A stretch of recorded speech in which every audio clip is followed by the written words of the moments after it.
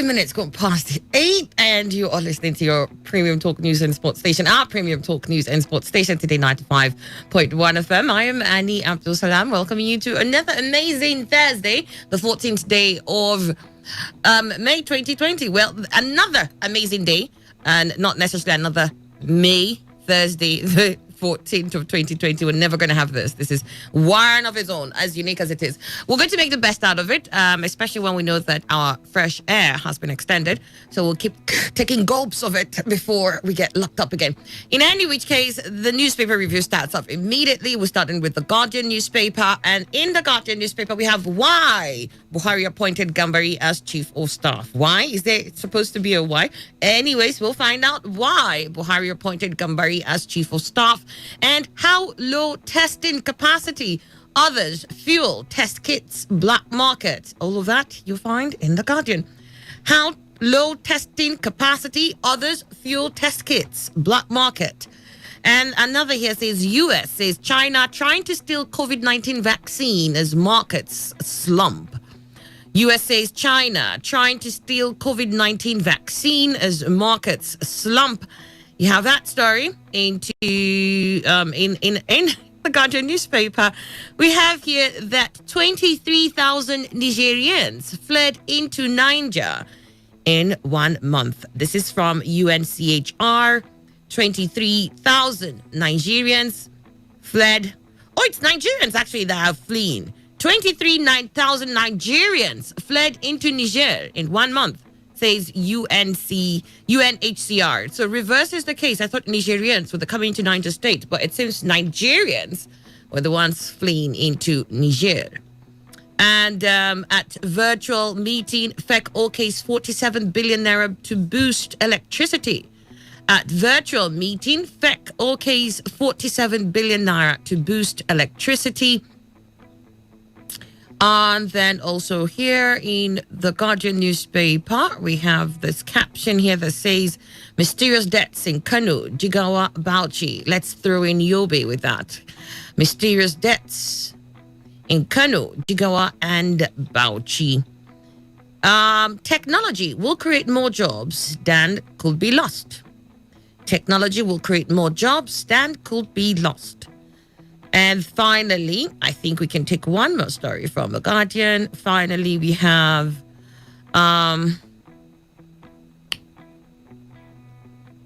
PDP sets to reclaim Edo as APC squabbles deepen.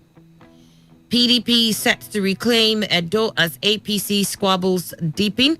And tell them, Wike and House of Reps. Whatever that is, we'll find out. Tell them, it's a column. Tell them, Wike and House of Reps. These stories from The Guardian. Let's run through them as quickly as possible. Why Buhari appointed Gambari as chief of staff, the very first story here. And it says that he appointed him because he has to appoint somebody, I guess. The newly appointed chief of staff to the president, Professor Ibrahim Gambari, yesterday declared he was picked for the job because President Muhammadu Buhari needs his competence and loyalty to succeed. Really, I was hoping for some huge expose, like, oh, he appointed him because, you know, he sold him 10 barrels of crude when he was not supposed to sell it. So it's a ticket for him. Something like that. Not the normal, his competence and loyalty. Sometimes these headlines, let's march to Guardian and meet them and ask them why. They tempted us to read the story. And there's nothing to it, only that he said his competence and loyalty was what the president needed in order to succeed. Bite me. Asked what Nigerians would expect from him as Chief of Staff, Gambari told reporters at the presidential villa in Abuja, "We have not started. I'll have to find out. I don't report directly to the nation. I report to the president." He said he will be offering his loyalty, competence, and support to the president, adding that as Chief of Staff, his guiding principle will be to serve the president to the best of my ability. All right, we'll just stop there because honestly, there's nothing else. He just says he was announced as Chief of Staff just before the FEC meeting commenced. And during a session of moment of silence in honor of some deceased members of the FEC at various times, including the former Minister of Justice and Attorney General of the Federation, late Chief Richard Akinjide, and the late Chief of Staff, Malam Abba Kerry. All this happened during the virtual meeting. But the gist to the story here is that Gambari says he was picked because the president needs his competence and loyalty to succeed. Emmanuel Ndukwe, good morning. Good morning, Annie. Good morning, Nigeria. Is there any way you'll be needing my competence and loyalty? Please? Well, let's get that up, Gambari first. You see, I expected another person to have praised Gambari. Not Gambari himself, saying because he needs his competence and all that. So there's no difference. But the fact is that I thought there would have been analysis of certain other things that Gambari could bring to bear on this particular position. I was hoping for that. But there's one thing also he said, which is very glaring. His loyalty is with the president, not the nation. Like he said he reports to he reports to the president. He didn't say his loyalty is not to the nation. Okay. He said he reports yes. to the president. Loyalty is for the nation also. Yeah, but he says he's loyal. He said he's loyal to the president. He did say that. But he says he reports to the president and not to the nation. That is very correct. All right. Fine Face Dumdamene. Fine Face is an environmental justice activist and executive director, Youth and Environmental Advocacy Center. Good to have you. Good morning. Good morning, Annie, and good morning, Rivers people. So, competence and loyalty it was. Well, to me, both of them are not the reason why he appointed him. He appointed him because he is old. We are in a system of government of gerontocracy, government of the old people. The only ticket you have to be appointed by the president is if you are up to 60, 70 years of age.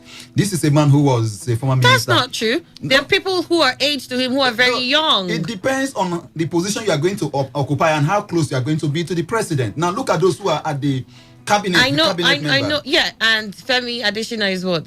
You are not too close to the president. Garba who is? He's not too close to the president. So who is close to the president? This is kitchen cabinet. The VP is. The VP has an elected position. So which now, one? Let's look who at else is secretary close to the government of the federation. How old is Boss? How old is Boss check Mustafa? Check his age. Boss Mustafa is in his 50s. Generally, look at even ambassadors, but ambassador appointees, even those that are serving, you see old.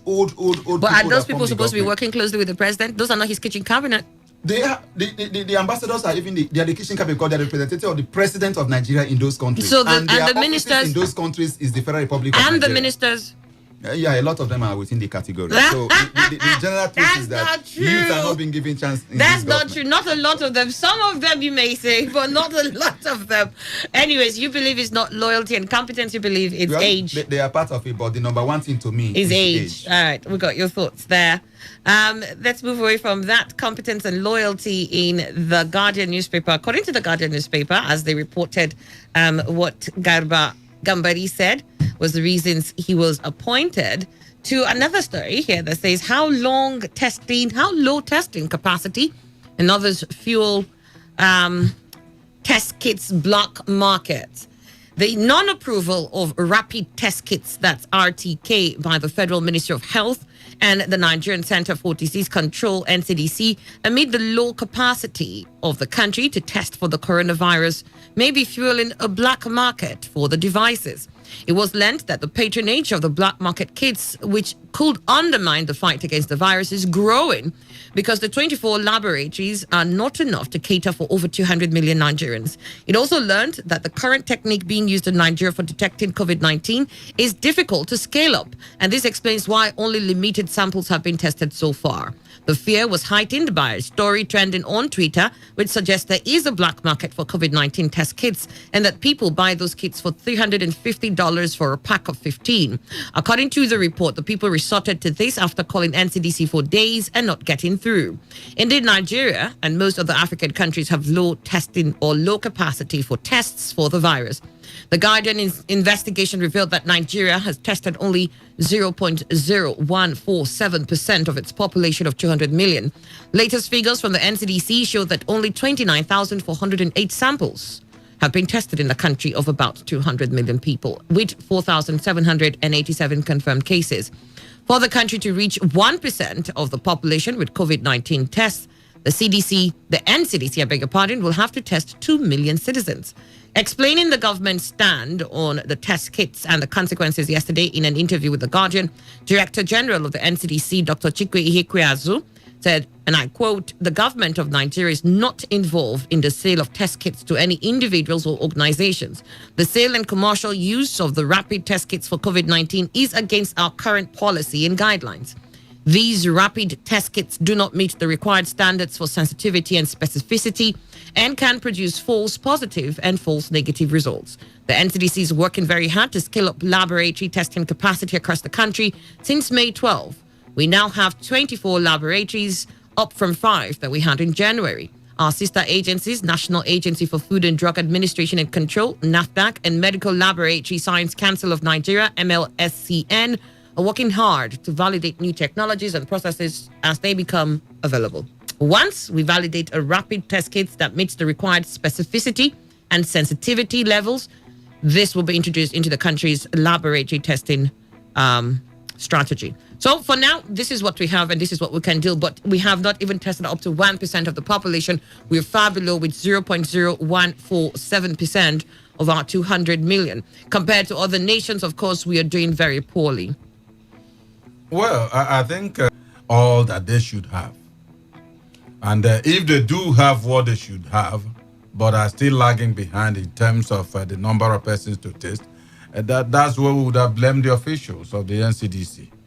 But right now, perhaps their techniques and all that have not been honed to near perfection. I want to understand that where something is very essential in a society, and the establishment, perhaps an establishment for that, which is where the genuine ones will come. But that genuine one is not doing the right thing by supplying it as at when due. You will have the counterfeit, as it were, open up in black markets and all that. That's where people will start getting anything that looks like that one. So the announcement that federal government does not sell such test kits to individuals and all that, why is it that there is this tardy movement in doing what should be done? I think government and NCDC knows the reason, whereas we don't know. All right, got your thoughts there, Emmanuel. 5:15 a minute. Yes, I think our slow pace of tests is because COVID-19 is a novel disease. Just came out and we never had any equipment, on ground or materials to use for the testing. And so far, so good. Between February 25th, that we had the first case declared by 27 to date, it's just barely 3 months. And so far, they have made effort to install some machines at some locations across the country. And I believe that in the days ahead, we are going to have more testing centers. And you also know that our health system has been very, very poor and bad, nothing to write home about over time. Nobody will believe that in Nigeria today, between February to date, no Nigerian will be flown out for medical care and they could actually take treatment in Nigeria. That is to tell you how bad the system was when over 50% of the people in political offices were taking treatment abroad. So I believe that in a black market, even though NCDC says they haven't approved this rapid testing kits because of how vulnerable it is. Well, what is going on is symptomatic of a failed health sector. A health sector that has collapsed. And 2, it also a kind of manifests lack of direction, lack of capacity, and lack of needed synergy between the federal government and the states. Since February, when we had the index case, till now, we are still talking of, we are setting only 20-something laboratories. If the federal government or the PTF, the Presidential Task Force, is doing the right thing, and they carried all the governors along, I think we should be talking of more than 36 laboratories in this country by now. Two, the issue of slow pace of testing. Yes, it's still part of the problem. We had so many committees in this, and they don't know. The central bank governor is dishing out, is doing his own thing. National coordinator of this, whatever, is doing his own thing. The PTF, they are doing their own thing. And NCDC, they're also doing their own thing. And this, the fund that is made available for this thing, nobody know how it is managed. Nobody know how it is being spent.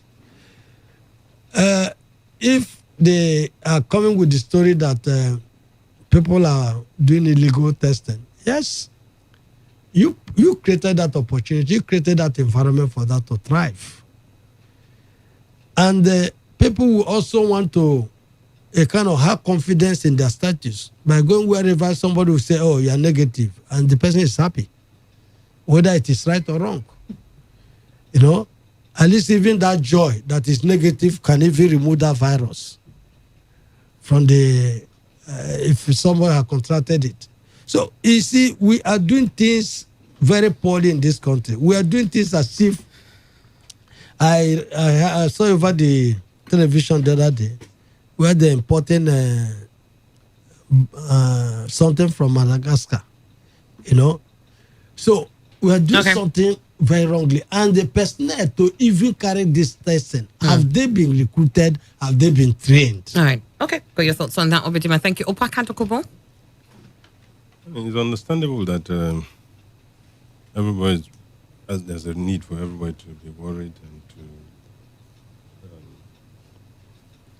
get about it the way it is happening. But honestly, we need to be careful. We need to be patient.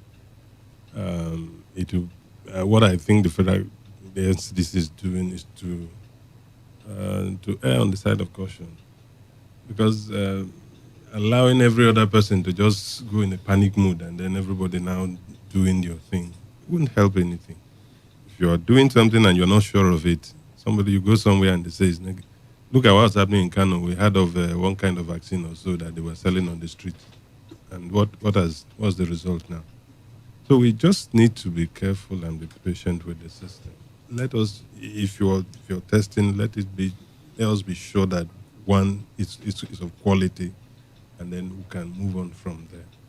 While we need to continue to urge them to do more, I think we don't need to get that point where we get panicky and then want to really sort. Let's move on. This here says,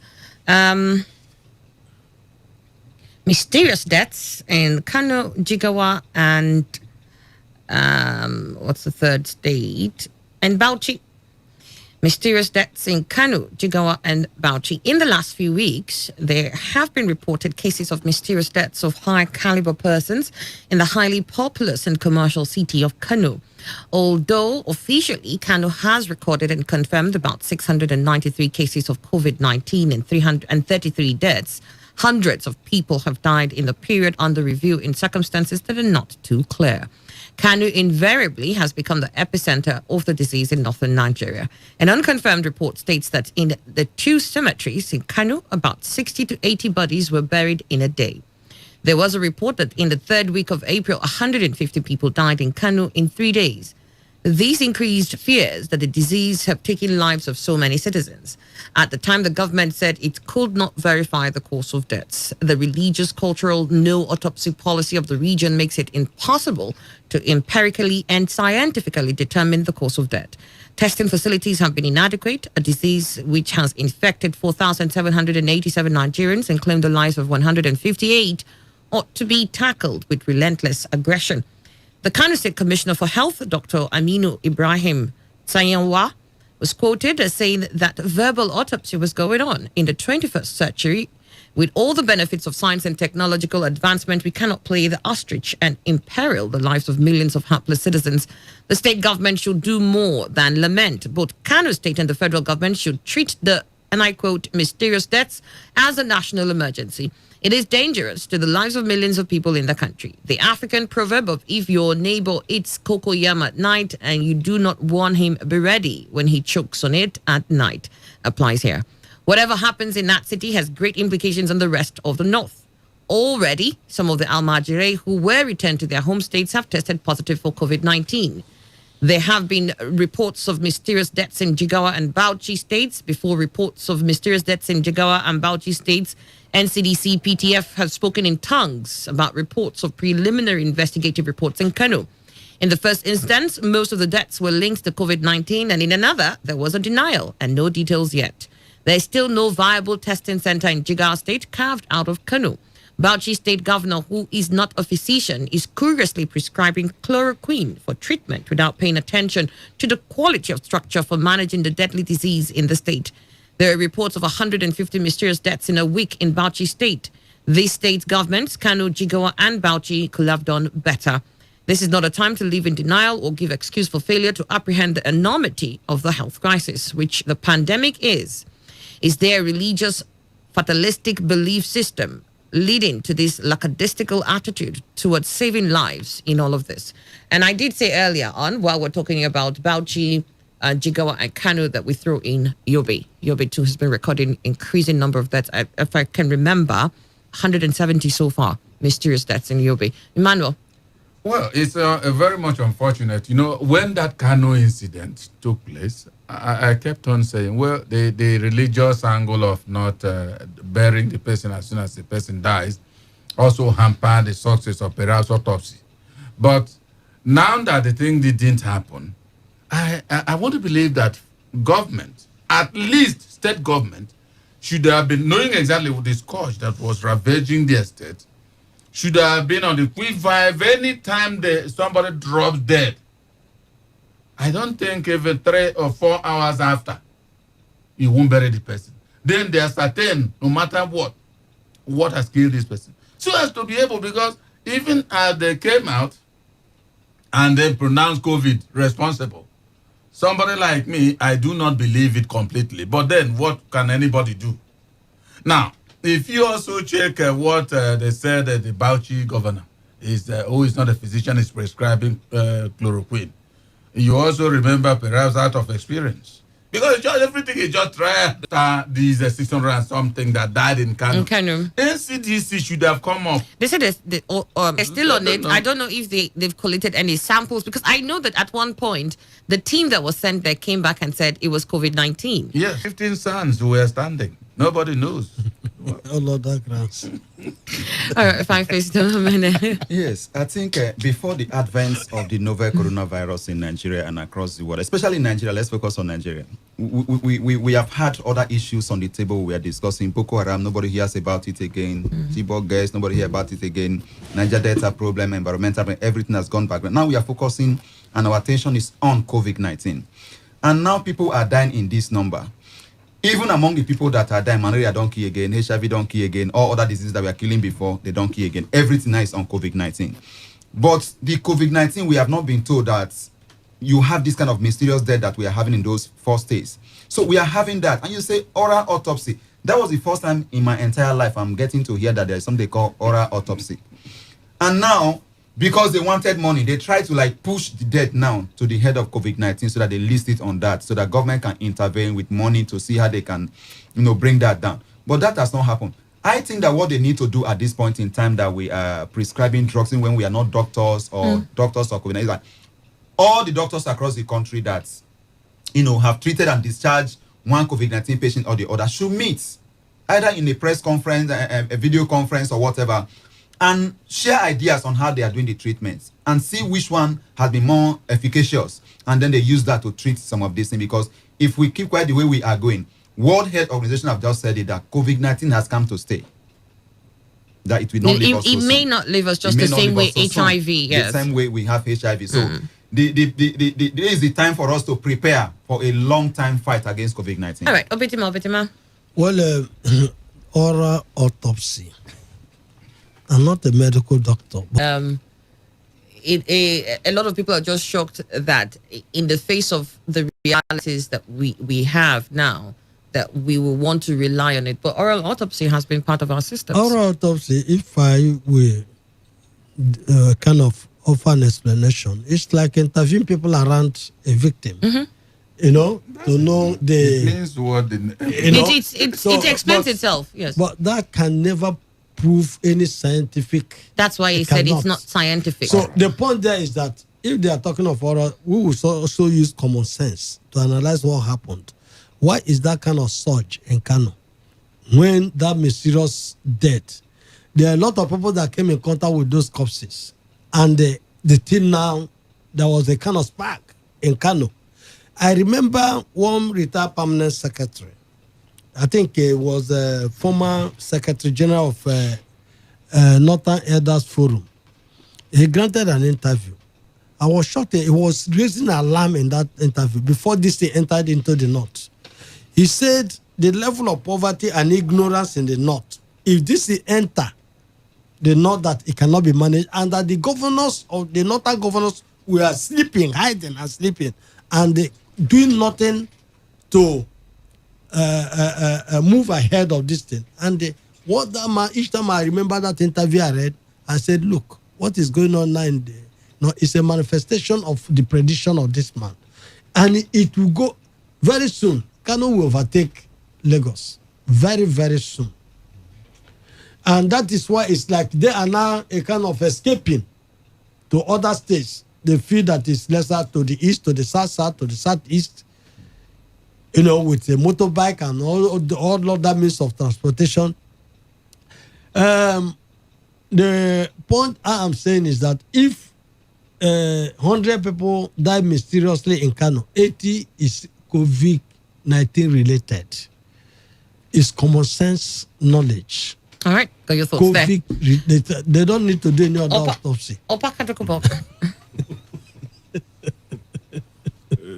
So you are part of those people doing a oral autopsy. simple. No, that's not oral autopsy. That's what. It is. We are Okay, talking of common sense. autopsy. Yes, how did it spread? Okay, we have a new one now, common sense autopsy. No, I didn't say common sense autopsy. The thing is, But it's autopsy you're conducting now. When no, you're I'm saying, not, yes, I'm what you making did. analysis. Nah. Guys, If you're definite that this is what killed them, yes, we are taking a research in any way, sample. it is. Yeah. All right. Let me. Actually, if you look at what's even happening in the US, they tell you that, look, this death rate is even higher among the black populace than you have it with the others. And the reason being that that is where you have the most of the poor people and those with other conditions that go with poverty. And exactly, if you now check what's happening in Nigeria, it's about the same thing. Wherever you have people who are already predisposed to some other ailments, some other things that have been troubling the people, the moment COVID-19 steps in there, you can be sure that it just sweeps the place. So I think that is why these people are getting panicky and like getting to put a handle on anything that it just promises something. Mentioned chloroquine, and then anybody is just, does it promise? In fact, the mere fact that it was even mentioned across the sea, that's from overseas, everybody would just jump at it and then try anything. I will still insist that we don't rush and then don't get panicky the way we are going. Because the moment that happens, then we know it won't be good at all. This is something that, as we speak, every other person, I think the best way to go for us now is to take individual responsibility. This one, government will do that. Government didn't do that. If you have not gotten it as it well, just with HIV, take the precautionary measures. COVID-19 has come to stay with us for some time. And there are precautionary measures that we can, changes in lifestyle that we can adopt that will help the situation. But we just don't want to do that. We want to free ourselves to continue to live probably the way we have been living. And so let's see what we can do with this. And it doesn't appear like that will help. So for me, let's continue to preach that people should change their lifestyles and then take the measures that will prevent it. Take those ones to heart, take them seriously, while we hope that something that will help everybody else will come out soon. All right. And for us in Nigeria, Ebola did not come to stay with us. COVID-19 will never stay with us. All right. 23,000 Nigerians fled into Niger in 1 month, says UNHCR. Following attacks by armed groups despite the coronavirus disease lockdown, about 23,000 people from Sokoto, Zamfara, and Katsina states fled to Maradi, Niger Republic in April alone. The United Nations High Commission for Refugees has revealed. This catapults the number of people fleeing to Niger from parts of Nigeria to over 60,000 since April last year. UNHCR spokesperson Baba Baloch, who revealed this during yesterday during a press briefing at the Place de Nation in Geneva. Somebody here will do this, please. 5 in a minute. Disclosed about 19,000, wouldn't you? You see, he said yes. 19,000 Nigerian nationals in the border areas have also become displaced in their own country, owing to insecurity. According to him, the latest influx of refugees, mainly women and children, was as a result of attacks in Katsina, Sokoto, and Zamfara states in April.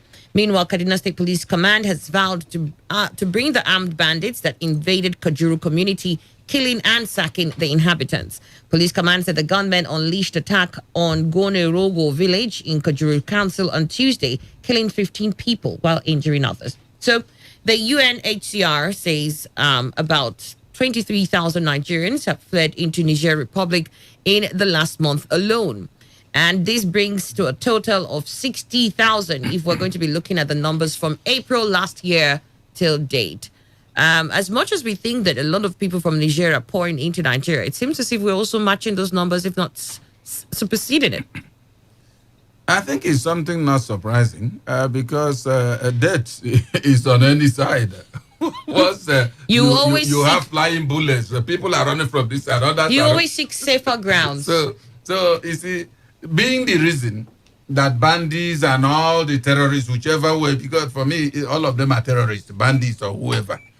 Now that they are attacking people at the borders, now, you see, if the firepower comes from this side, you forge ahead. You don't care to know any place you are going. Wherever you see people, you now start mingling with them. The same thing from the opposite front. So I think what should be done is to intensify efforts to make sure that these people are neutralized. If ever they will be neutralized, at least reduce their firepower. All right. Fine, first. Yes, I think this crisis of 18 has been something that has been here. And this is the one they are reporting. More than this have even been happening across the country ever since we do have this crisis cross borders between people crossing into Niger, Chad, and even Cameroon. I believe that the government should take note of this and see what they can do to protect the lives of its citizens in the midst of all this. All right.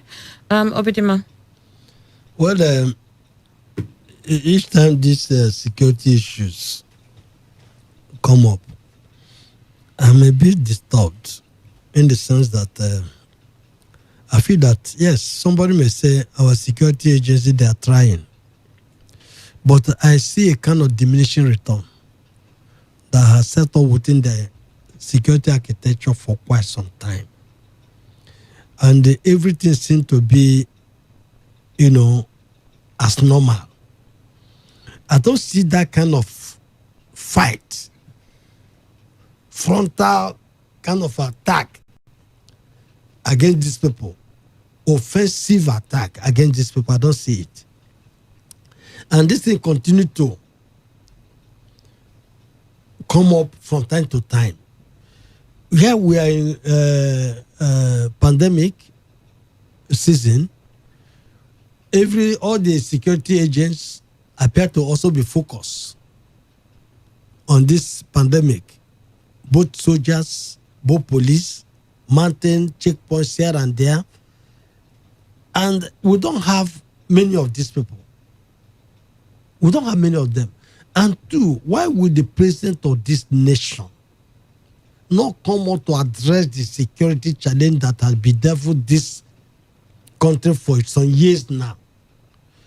Can't there have been this call to rigid the security architecture. There have been this call to do things differently. But they have been adamant. And we are not getting any result. You know, every time bandits attack, they are even attacking Benue again. They are attacking here, they are attacking the other place. Every time they are attacking. All right. And when will this attacking stop? Okay. And people are now leaving the country to other places. Other places are leaving their country to Nigeria. What a confusion. Margo, your thoughts there? Opaka Dokobo? I think it's only natural that people will run away from wherever that appear to be. And in fact, that is what we are having even with this COVID-19 thing in Nigeria. Those in the north are running down south looking for, because maybe the figures here appear to be low. And if it is ravaging that, then they better move. Incidentally, in so doing, some of them don't know that they are even exporting the thing. So if within Nigeria it's unfortunate that we have come to this pass where our country is no longer safe for our citizens to dwell in peace. I think it's a very, very unfortunate situation.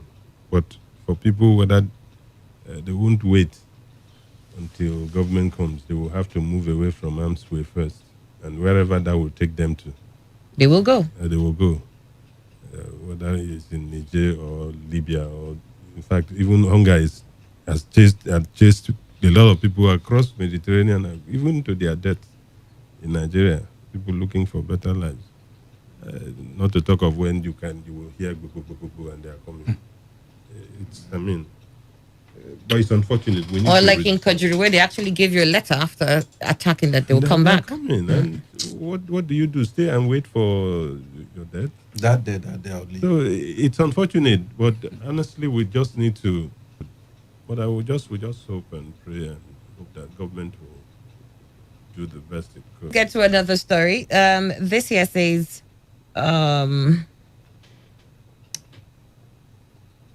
US says China. Okay, this is a story about USA and China is trying to steal COVID-19 vaccine as market slumps. US says China is trying to steal COVID-19 vaccine as market slumps. Chinese hackers are trying to steal COVID-19 vaccine research. US authorities said on Wednesday, ratcheting up tensions between the superpowers as markets slumped on warnings from the US Federal Reserve that prolonged shutdowns could cause lasting damage. Europe, meanwhile, pushed ahead with plans to gradually reopen for summer tourism, even as fears persist of a second wave of infections in the pandemic that has forced more than half of humanity behind closed doors in recent months. With some countries scrambling after a fresh surge in cases and global death toll exceeding 294,000, the World Health Organization warned that the virus may never go away.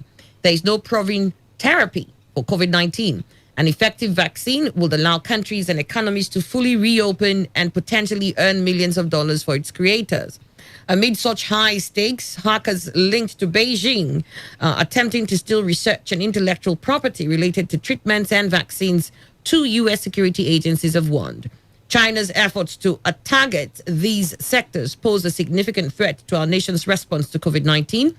The FBI and the Cybersecurity and Infrastructure Security Agency said neither agency offered evidence or examples to support the allegation. Washington had confirmed almost 1.4 million U.S. cases of the virus and more than 84,000 deaths, has increasingly blamed Beijing for the attack that first what the vaccine itself may technology. Don't steal my idea. The Americans, they sponsor espionage that perhaps they've not done. The same with Russia, same with China, all the superpowers. Except perhaps Britain that may not do that to you. Hackers, in terms of maybe intercepted them, they should thank themselves and then continue building up fortresses that will make Chinese not penetrate. As China will continue its onslaught at any way it knows that they can gather any advantage. Meanwhile, it may also be working on its own homegrown vaccine. But for now, no vaccine. So as the Americans are claiming, I don't know, maybe the idea is the intellectual property. And if they hack into that, they get it. That is exactly what happens in the world. So for me, it's neither here nor there. All right, Manuel, got your thoughts? Well, I see a kind of rat race among the superpowers and even the lower powers in who brings out the vaccine that will be more effective and have a good efficacy in the fight against COVID-19. So now, like you've just read, whoever discovers the clinically tried vaccine that will fight COVID-19, we rake in a lot of millions, create a lot of jobs and what have you. If we have to study Madagascar today for the herbal drink that has been put forward to be treating COVID-19, you see a number of people it has employed in that country. That is even to say when the product has not been imported or requested across the world. So whatever they can do or they are doing, I believe that the intellectual property of those who have developed that research needs to be protected. And they have no evidence. They are only kind of speculating that this could be the reason. But whatever it is, I really want to see that African countries come up with something that the world will depend on, because we even have more forests, natural forests in Africa, where I believe we can get good cure through herbal way in this part of the world. All right, Obedima. But the cure is different from the vaccine. The vaccine will mean you don't even get it, right? And for the cure, is okay, good, you get it, but we can treat it. Exactly. This tussle, well, it will continue. So to the realists, say in international relations, about deterrence, they check themselves. They check themselves. These superpowers how to do the order and whatever. But this is we're talking of for you to steal the idea of somebody. In fact, if it's very serious, it's a criminal offense. So on that note, China, especially the period we are now, we know that yes, tension existing, going on within the developed countries who come up with a vaccine, because they know that if that vaccine is efficacious, billions of people in the world will be vaccinated, and that is huge money. That's why they're also playing down on what was discovered in Madagascar. Because for me, Madagascar is the first. Of course. It's on top. Now that African Union would have stepped into that matter and make last statement, so that we, Africa, will not be pushed to the background in the finding solution to this pandemic. We should understand the politics that go on within the international arena and also play our own politics, play our game. We should not continue to take position of subservience to these developed nations. They can use the instrumentality of WHO to play down on that.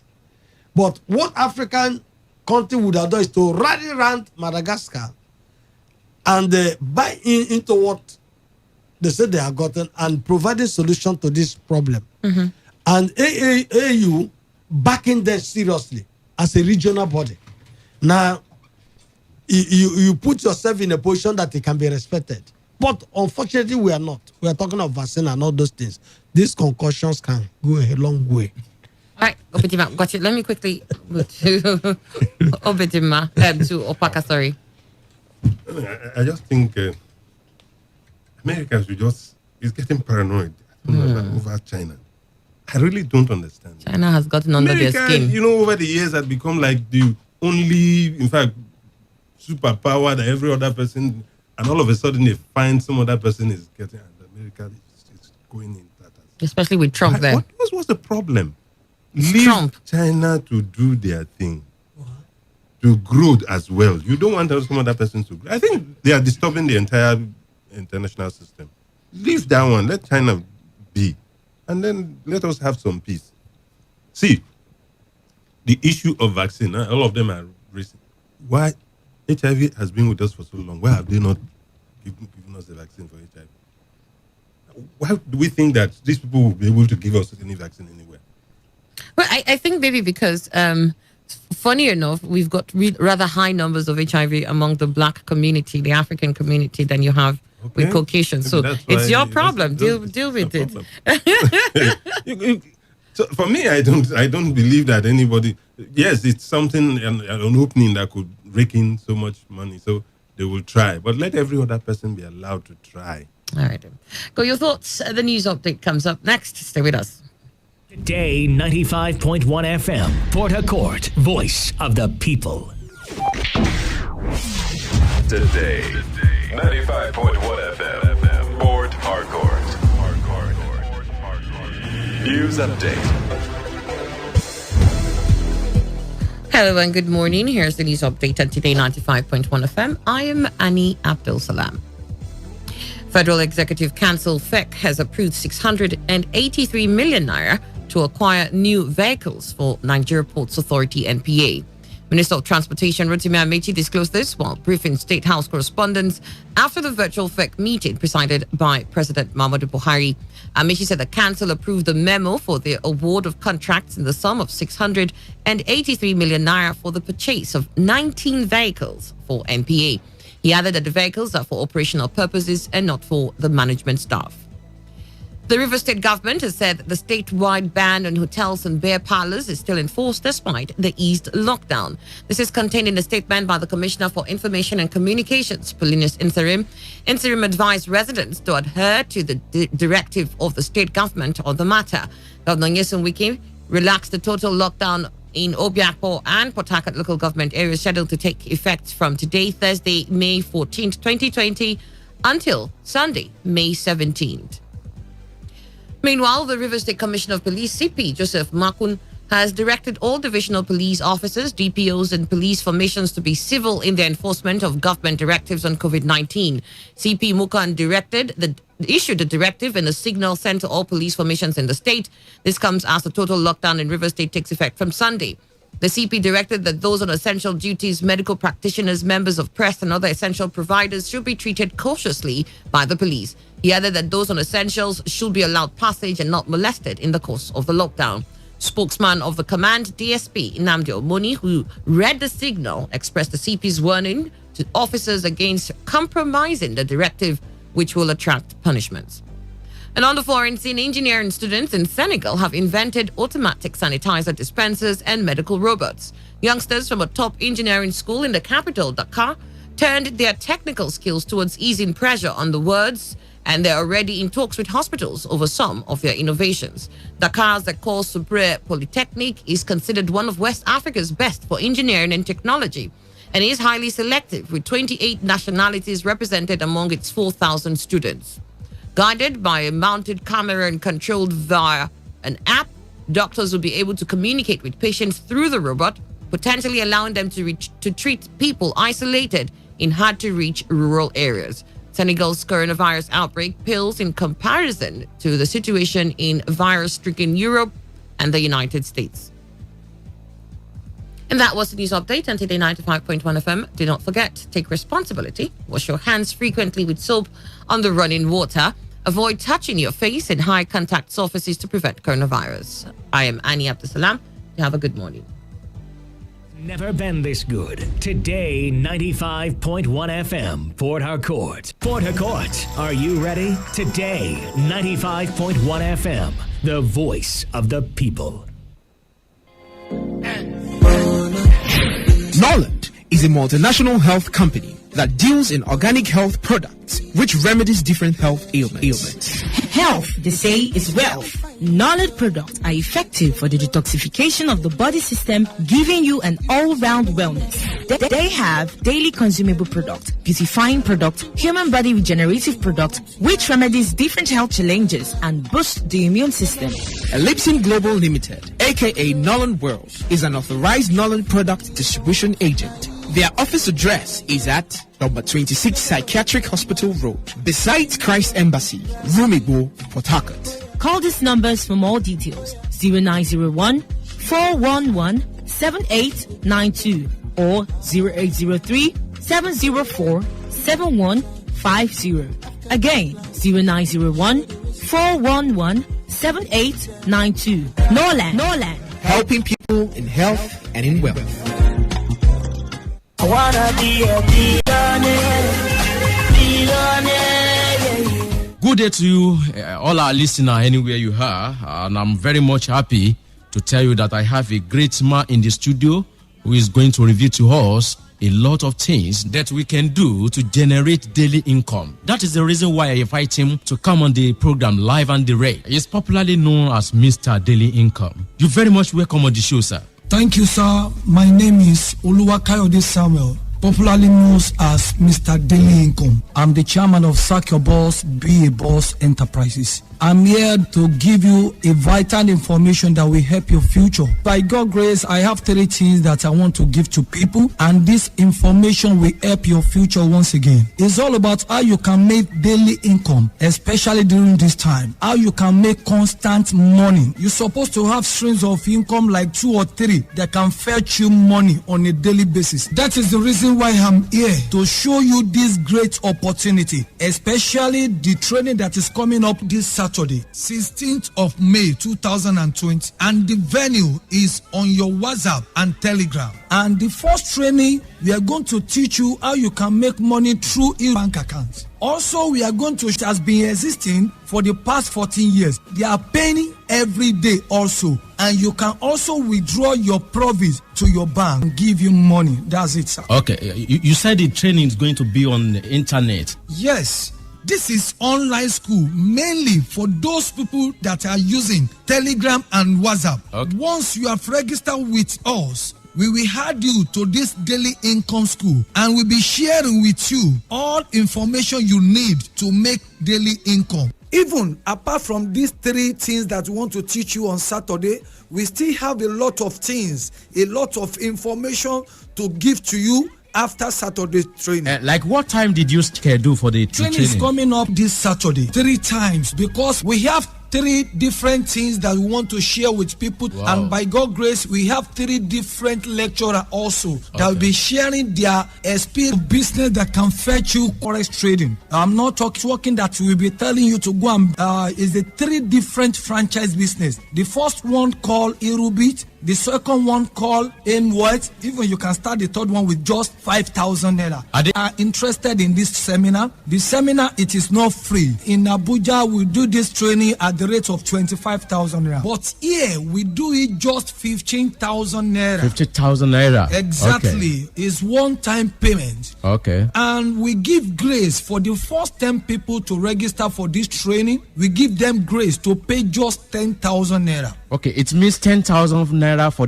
this Saturday on your WhatsApp line. Okay, so if I listen to you clearly, sir, yes, what sir. You mean is no venue apart from WhatsApp. Meet us in one hall. Okay. The 854070 0074854070. The bank is Taliban. The account name is Sack Your Boss, Be a Boss Enterprises. So you can call me on my phone number, Mr. Daily Income, on 070 45 25 53 67. 070 45 25 53 67. Don't forget, this training will help you to have constant daily income, especially during this lockdown. Even if you are not going anywhere with this on WhatsApp and Telegram. Exactly. Has changed.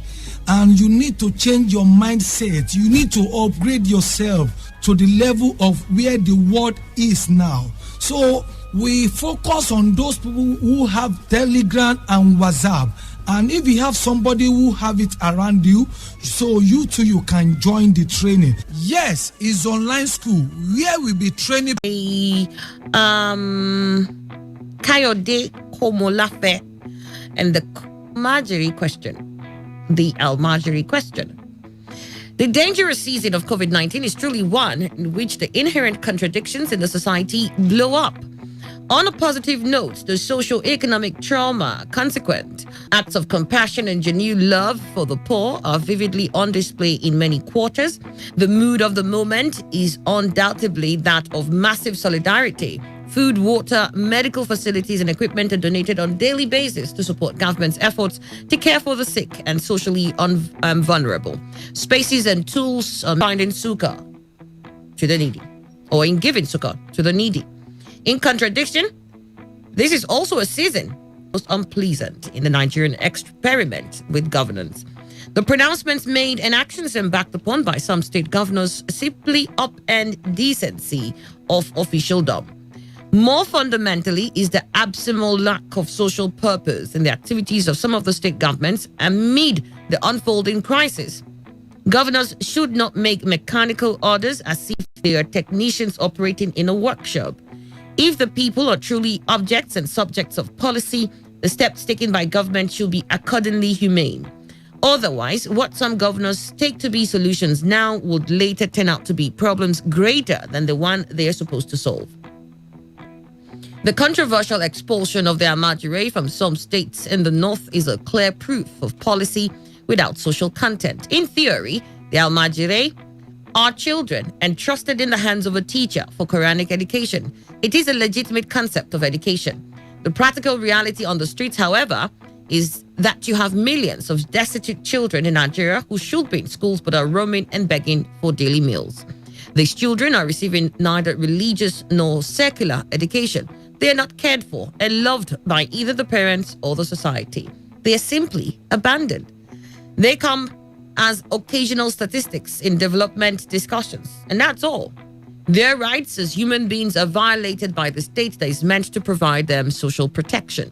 To paraphrase Wole Soyinka on another occasion, the condition of these children is, and I quote, an open sore on the conscience of the nation, end of quote. The northern governors in particular should move fast to tackle the social question of Almajiri. Otherwise, this open sore might degenerate into a gangrene on their collective conscience sooner than they may imagine. The trigger for the latest Almajiri crisis was the inexplicable move by the Kano state government to expel poor children begging for alms from the state to their state of origin. As things have turned out, some of the children moved from one state to another have tested positive to coronavirus. This has in turn created public health problems in the various destinations of the children. It should also be remarked that it is the mismanagement of the COVID-19 crisis. Wrong words are deployed with reckless abandon to justify illegal actions. State governors talk of borders and deportations as if these bona fide Nigerian citizens are moved from one country to another. What you have between two contagious states are boundaries and not borders. Yet you hear that the deported children were received at the Kano-Kaduna border as if they are countries on the world map called Kano and Federation. Hence, there are reports of deported fellow citizens being stopped at the border of Oyo State. This certainly cannot be a normal state of affairs. Meanwhile, you can only deport aliens. How come these poor children have become aliens that should be deported all within their fatherland? Such is the level of conceptual confusion that has permeated the realm of governance in Nigeria. This is not a simple of grammar, as there are serious legal connotations to some of these unfortunate activities of state or some state governments. It is an unconscious expression of their deep alienation from the nation's reality as defined by the Constitution. As some lawyers have argued, it is unconstitutional for any governor to expel a citizen from any state of the Federation. These children, being tossed around like football, have rights of citizenship and residence protected by the 1999 Constitution. These are the rights being flagrantly trampled upon by those in power. It is reassuring that some lawyers have reportedly signified intention to challenge in court these violations of the rights of fellow citizens by expelling the roaming children from any state in Nigeria. The governor is unwittingly criminalizing their poverty and destitution. This should be unacceptable in any decent society with any modicum of humanity in it. How are the children to be blamed for their abandonment by their parents, who themselves are obviously poor? Some of them could not be orphans, could also be orphans. In any case, What is the proof that the parents of those children come from the states to which they're being moved forcefully? Where are the records? Who keeps a diligent register of the Almajiri? Who has the data serving as the basis of these frantic operations? These attempts to solve an contemporary crisis in Nigeria will not be an exception. The harassment of these children with the code Almajiri runs counter to the universal protocols for containing the spread of coronavirus. On one hand, the Presidential Task Force on COVID-19 is spearheading a national sensitization on the restriction of movement of people in order to break the chain of the virus. The slogan is "Stay at home." Is it rational then that only the street children are the only ones who are exceptional to this rule? Why can't they stay where they are and be cared for as other vulnerable people are being supported during this crisis? This ill-advised action of sending children out of the state in which they find themselves has turned out to be a disaster foretold. Those among them who have tested positive might invariably spread the virus in their so-called states of origin if precautionary measures are not taken on their arrival. In any case, some of them have reportedly ended up in states other than their alleged states of origin. In a period of public health emergency, the nationality, much less the state of origin of residents of a state, should be cared for by the state humanely as persons belonging to the most vulnerable segment of the society, who are still, by virtue of the law, making basic education free and compulsory for the children, are supposed to be in school in whatever state they reside. If state governments enforce these laws as instruments of social change, no child will be on the streets in the first place. The failure of governance on this score is at the core of this problem. To the credit of the administration of President Goodluck Jonathan, the problem was education in the north. Some of the facilities put in place have been reportedly abandoned. Conceptually and practically, not much has been done to improve on this progressive policy step of the Jonathan administration. It is not enough to blame them of bringing those children to life. In social terms, the society should see them as potential assets and not mere liabilities. As an economist once put, you should not only look at the fact that each of them has a mouth to eat, each child also has a brain and two hands to think and work with. And if they are developed to be responsible working adults between childhood and the working age, when they could be useful to society, it is the duty of state to invest massively in their human development, healthcare, education, and general welfare. This is a matter of social development and not just narrow, abstract economic calculations. This problem is generating a youthful population for future development treated in a more humane way. Why were they not children of the states where they have found themselves? And that it's only because of their class, and that's why they were easy to be swept off like that. Children of the elites who perhaps lived in other states, and yes, they were not destitute, will not be forcefully removed from their homes and sent to their states of origin. But because this didn't have homes and didn't have families, they needed to be sent off. Is theirs. Children was to ensure that they receive the kind of health care that we decide that these are not children anymore. Do we look at them from 18 down, or do we say we're only looking at 10 down? Because you still have kids between the age of who are teenagers who are still roaming and in several you to send burden my way. I can imagine apprehended vehicles with young men coming from the north and have no idea why they're coming here. And you're wondering if there's freedom of movement, even though at the point now there's supposed to be a lockdown. If that lockdown is lifted, will it be okay to see young men like that in their numbers just trooping in? Questions comes within this one question, the Almajiri question.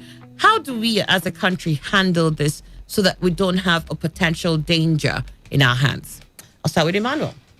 Yes, you see, for me, the matter is very fluid. It's not very specific that the way one thinks, one will just have. However, one will be speaking on one's opinion. You know, Kayode Kamalafe came up with all these issues of asking that the state should have, as it were, had them as their children, as their property. But I tell you, I think in the north, that's where they have this system running. And for me, the places they came from. Why do I say so? The Amajiri system, I want to believe, I'm not versed in it, but at least all that I've been able to glean from people who understand is that the people now agreed, all of them in the north, that they send them, the parents, wherever, whether for instance they are from Yobe State, they will send maybe to a cleric in Kano State or whatever. Maybe they are going to undergo Quranic education or whatever along that line. Now the question will be, once you send such people, don't they have time for such education? If they finish in Kano, for instance, will they remain in Kano, perhaps going around begging, or will they be returned to Yobe State? Because these are the questions that should come. And if these questions have answers, then it will be easy. But right now, in that geopolitical zone, the north in its entirety is where they practice this. Now, the other side of the south, once saying you should go back to your state of origin, doing is joining the bandwagon. They will just jump into that bandwagon and say, okay, let us also send these people to the area. But the question that will dog this one from the south is, were these Amajiri that have found themselves in the south sent also to the south? And if that be the case, to which cleric, Islamic cleric in the south? Yeah, Islamic clerics in the Thank you south. very much. And if they are truly, now, who are the Islamic clerics, just like in the north, when they finish in the south, wouldn't they be returned to where their parents are from? And if that is not, what kind of system? Is that system not an excoriating system that kills the people, the children, make them useless? Because I expect I think what we're doing here, Mano, is just confirming that the city did say that. He said legit way of learning. It was supposed to be a legit way of learning.